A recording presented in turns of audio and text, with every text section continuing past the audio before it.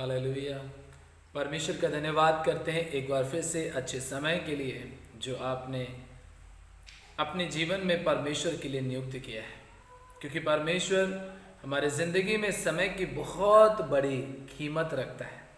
अब हम अपने समय को चाहे तो परमेश्वर की महिमा के लिए इस्तेमाल करें या फिर अपनी ज़िंदगी के समय को अपने व्यस्त कामों में इस्तेमाल करें, या फिर हम अपने समय को अपनी ज़िंदगी में रोटी कमाने में, पैसा कमाने में या दूसरी अन्य चीज़ों में इस्तेमाल करने के लिए हम अपने समय को इस्तेमाल कर सकते हैं। लेकिन परमेश्वर का वचन कहता है कि वो बात बहुत ही अच्छी होती है जो समय के हिसाब से परमेश्वर की महिमा के लिए इस्तेमाल होती है। हालेलुया।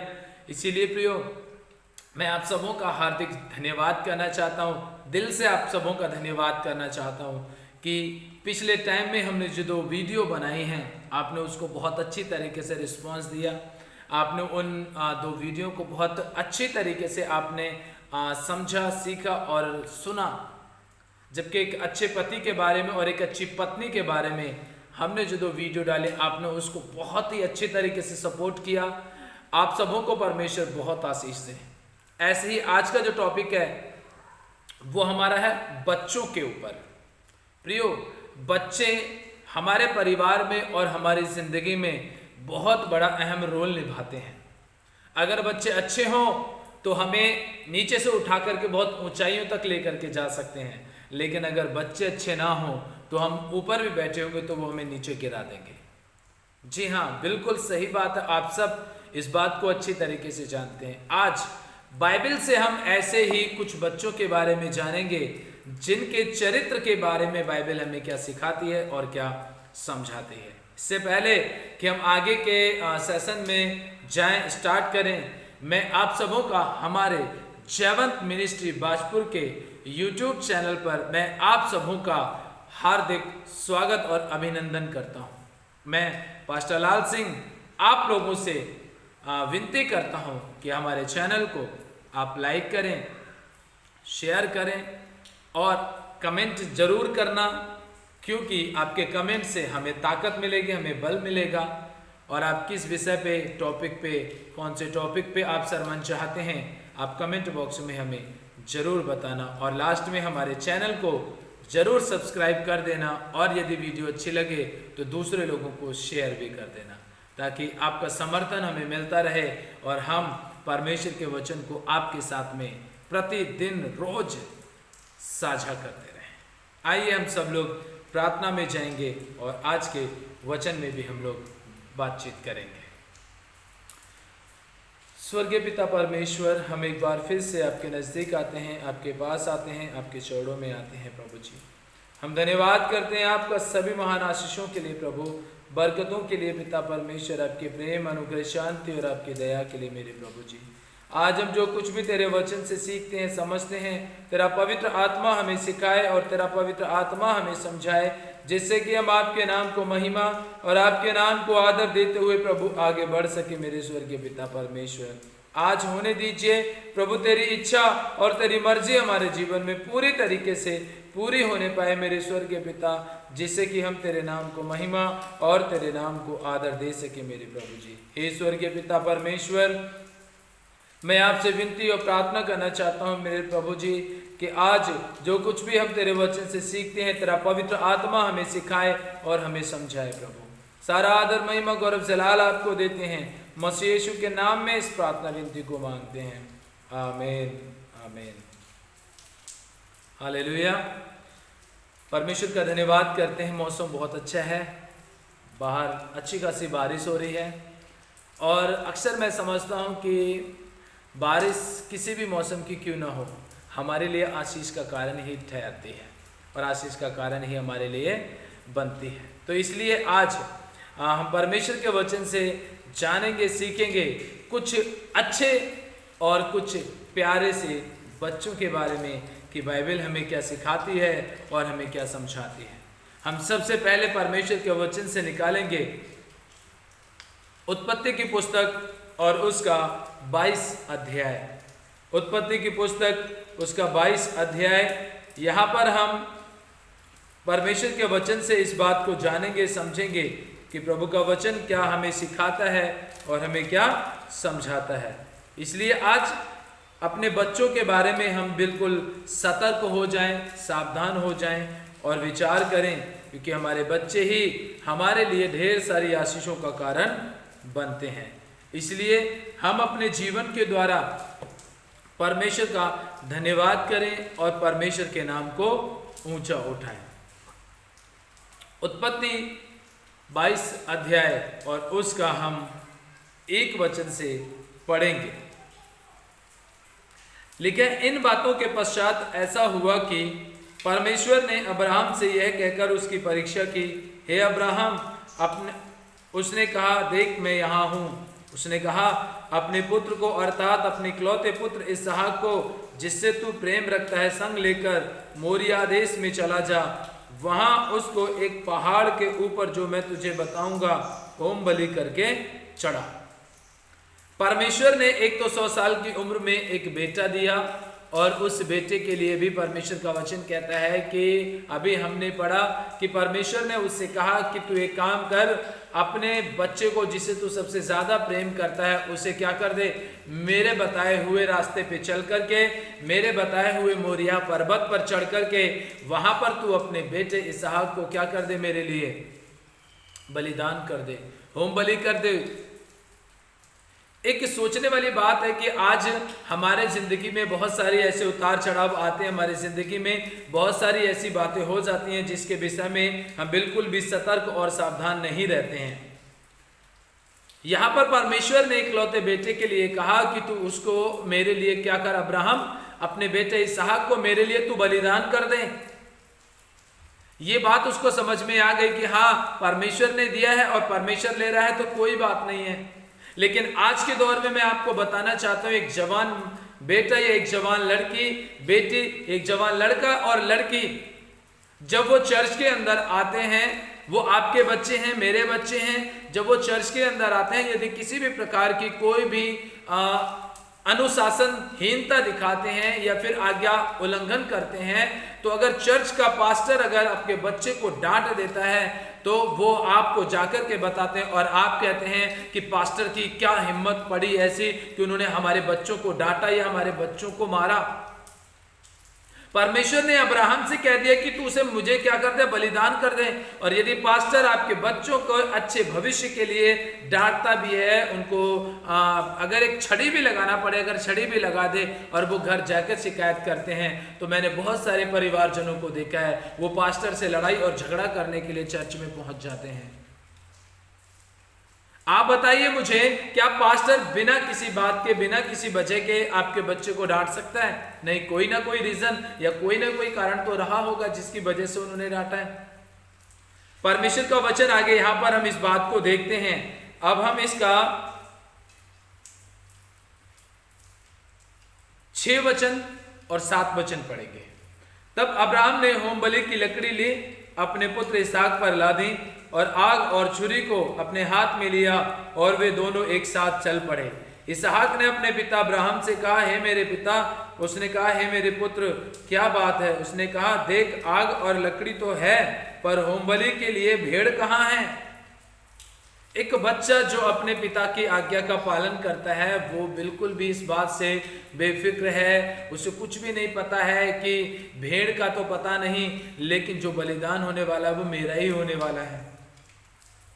वो आप यहाँ पर एक बच्चे को देखिए, एक बच्चा अपने पिता के प्रति कितना ईमानदार, वफादार है, वो कैसे अपने पिता की आज्ञा का पालन करता है, और एक पिता कैसे अपने परमेश्वर की आज्ञा का पालन कर रहा है कि अपने इकलौते बेटे को भी बलिदान करने के लिए जा रहा है। यहाँ पर एक चीज जो दिखाई देने को पड़ती है वो ये है कि अब्राहम के लिए परिवार से ज्यादा महत्व परमेश्वर की आज्ञा रहती है।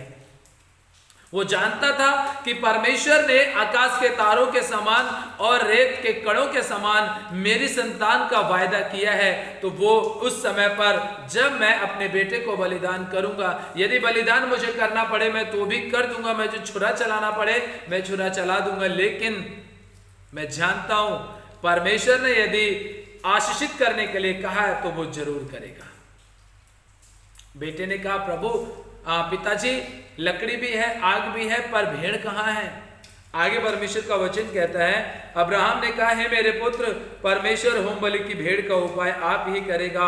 और वे दोनों एक संग चलते चलते आगे चले गए। विश्वास को देखिए आप, कि बेटे से कहा कि परमेश्वर खुद क्या करेगा? इंतजाम करेगा, उपाय करेगा परमेश्वर। सोचिए आप यहाँ पर कि वो उसने कैसे अपने बच्चे को शिक्षा दी होगी, कैसे अपने इकलौते बच्चे को उसने संभाला होगा, और कैसे वो अंदर अंदर से खुद रो रहा होगा। लेकिन हाँ, उसने कभी अपने बेटे के सामने ये चीज़ नहीं दिखाई, या अपने आप को कभी उसने कमज़ोर नहीं किया, बल्कि परमेश्वर की आज्ञा को उसने सबसे पहले अपने जीवन में पूरा किया। प्रियो, आप परिवार में माता पिता हैं, आप घर में बड़े बुजुर्ग हैं, आपकी जिम्मेदारी बनती है कि आप अपने बच्चों को परमेश्वर के वचन से आशीषित करें। आप परमेश्वर के वचन को सिखाएं और समझाएं, क्योंकि यही वो वचन है जो आपके परिवार में तमाम प्रकार की आशीषें ला सकता है। अच्छे बच्चे का उदाहरण हमें देखने को मिलता है। यदि हम दूसरा और एक उदाहरण देखने को अगर चाहते हैं, तो अगर हम दूसरा उदाहरण देखना चाहते हैं, यहाँ पर देखिए एक बच्चा कितने अच्छे से परमेश्वर की आज्ञा का पालन कर रहा है, कितनी अच्छी तरीके से प्रभु की मर्जी को पूरा कर रहा है। अगर हम देखते हैं, एक एल्काना परिवार है जो शमूएल नबी की पुस्तक में है, वहाँ पर भी एक बेटे का जिक्र किया गया है। जब हन्ना ने और एल्काना ने अपने बेटे को, जिसका नाम शमूएल रखा गया था, उस शमूएल को जब एली महायाजक के पास में रख दिया गया, तो उस बच्चे के लिए यही कहा गया था कि परमेश्वर ने दिया है तो मैंने इसको परमेश्वर को समर्पित कर दिया है। एक अच्छा बच्चा, एक इसहाक एक अच्छा उदाहरण है हमारे सामने, एक शमूएल हमारे सामने उदाहरण है। और उदाहरण क्यों है? क्योंकि इन दोनों ने परमेश्वर की आज्ञा का पालन किया है। ऐसे बहुत सारे उदाहरण है हमारे सामने।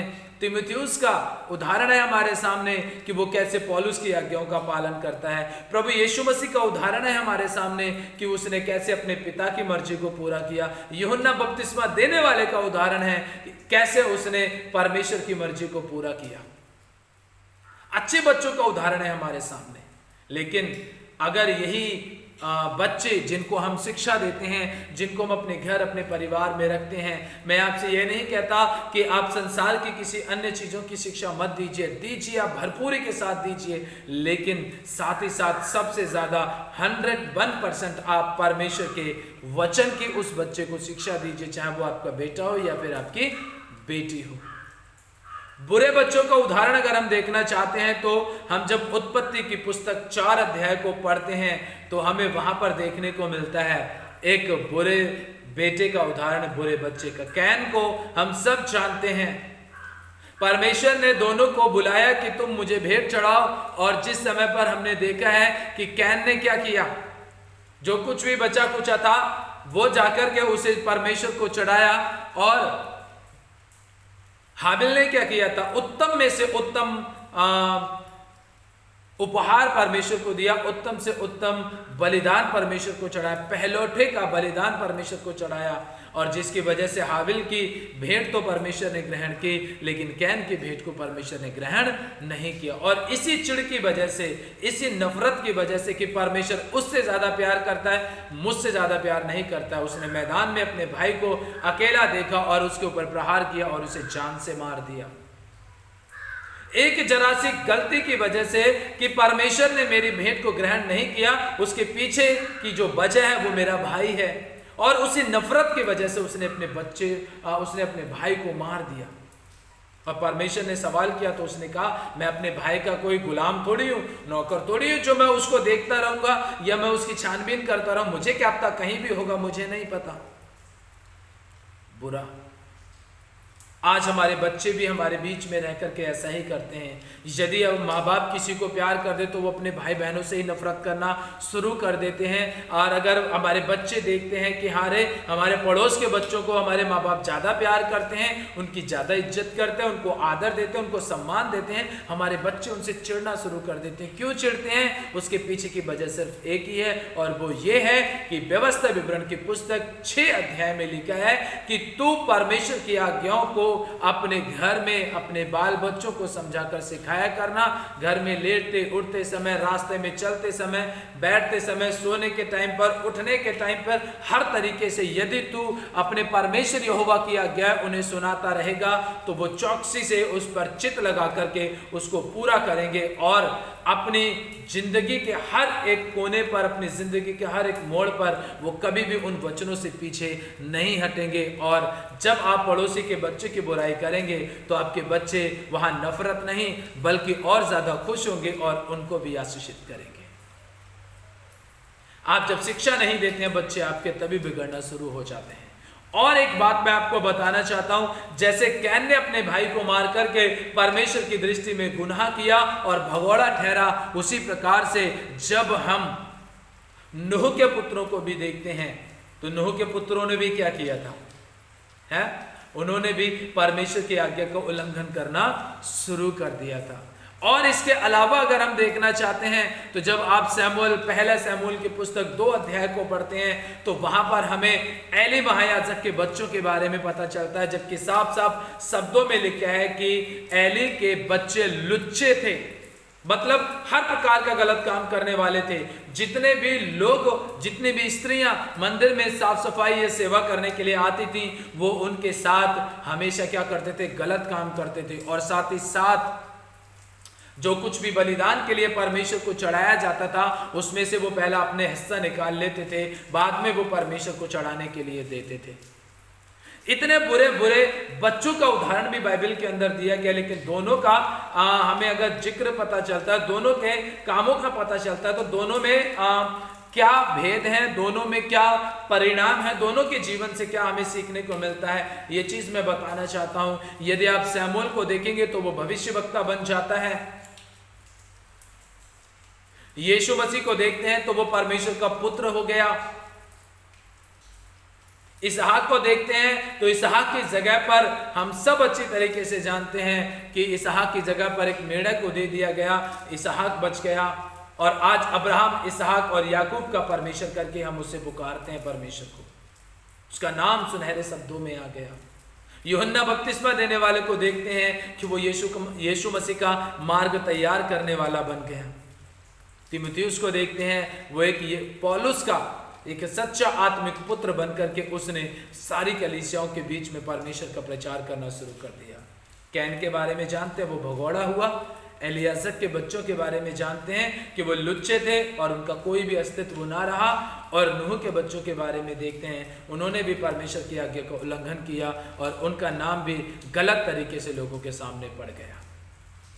इसीलिए प्रियो, आप अपने बच्चों को बहुत ही अच्छे से परमेश्वर के पवित्र वचन से आप उन्हें सिखाइए, उन्हें समझाइए और उन्हें बताइए, ताकि आपके बच्चे निरंतर परमेश्वर की महिमा कर सकें और उसके नाम को ऊंचा उठा सके। परिवार में बच्चे अहम रोल रखते हैं। अपने बच्चों को सही शिक्षा दीजिए, वचन की शिक्षा दीजिए और उन्हें एक अच्छे बच्चे होने के लिए आप उन्हें तैयार कीजिए। तभी परमेश्वर आपके जीवन में बड़ी बड़ी आशीषें देना शुरू करेगा, बड़ी बड़ी बरकतें देना शुरू करेगा और आप परमेश्वर की महिमा करते हुए आगे बढ़ते चले जाएंगे। इसलिए अपने बच्चों को सही शिक्षा दीजिए।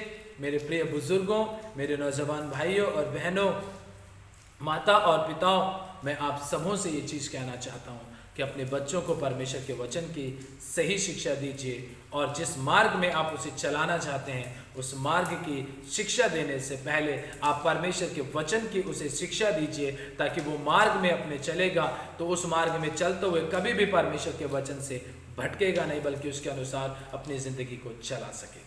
तब तक के लिए हम दोबारा कल एक नए और अच्छे भाग में शामिल होंगे। तब तक आप अपना, अपने परिवार का और विशेषकर अपने बच्चों का ध्यान रखिए। प्रभु में खुश, मगन और आनंदित बने रहिए। तब तक के लिए परमेश्वर आप सबों को आशीष और आप सबों को बरकत दे। आमीन, आमीन। आइए दुआ करेंगे। सर्वशक्तिमान, दयालु और सामर्थ्य अनुग्रहकारी जीवित पिता परमेश्वर, राजाओं के राजा और प्रभुओं के प्रभु, यीशु मसीह के नाम से हम आपके पास आते नज़दीक में आते हैं प्रभु।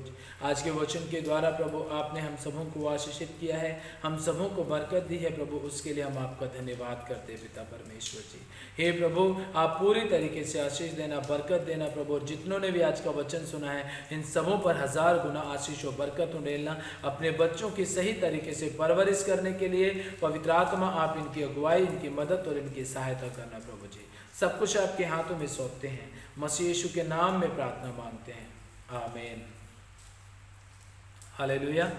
प्रियो, परमेश्वर का वचन कहता है, यीशु मसीह ने कहा, बच्चों को मेरे पास आने दो, उन्हें मना मत करो। इसलिए बच्चों को प्रभु के पास लेकर आएं, प्रभु के नज़दीकी में लेकर आएं, वचन के अनुसार अपने बच्चों को चलाएं, ताकि प्रभु आपको भी और आपके बच्चों को भी आशीष और बरकत देता रहे। एक बार फिर से मैं आप सबों का हार्दिक दिल से धन्यवाद करना चाहता हूँ कि आप हमें लगातार अपना समर्थन दे रहे हैं। ऐसे आप और कुछ अन्य सवाल आपके मन में हैं, अन्य कोई वीडियो कि आप किसी टॉपिक पर आप वचन चाहते हैं, तो कमेंट बॉक्स में कमेंट ज़रूर करें और हमारे चैनल को लाइक करें, शेयर करें, कमेंट करें और चैनल को सब्सक्राइब करें। तब तक के लिए आप अपना अपने परिवार का ध्यान रखें, प्रभु में खुश, आनंदित और मगन रहें। तब तक के लिए परमेश्वर आप सबों को आशीष दे। सभी को प्यार भरे शब्दों में जय मसीह की।